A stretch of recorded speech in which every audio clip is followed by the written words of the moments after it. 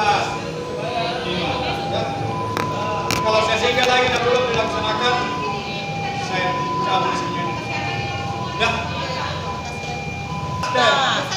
Ini ya pakai maskernya Pak. Kayak adik tadi menghadap makanan. Ada semua makanan. Tidak ada yang pakai masker. Kita dapat makanan tidak pakai. Kamu lagi suntik. Nah, kita minta tolong. Ini hari pengataan crowd. Ada yang pakai masker.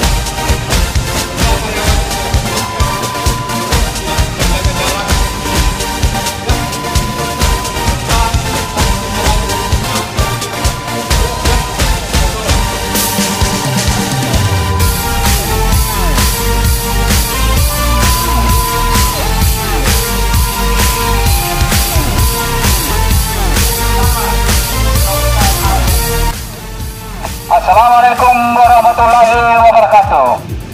Selamat pagi. Salam sejahtera untuk kita semua.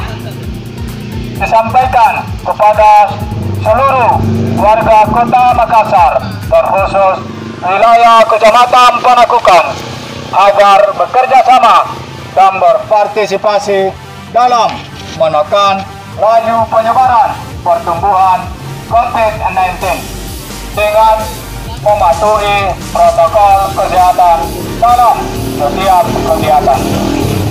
Wajib menggunakan masker setiap aktivitas di luar rumah.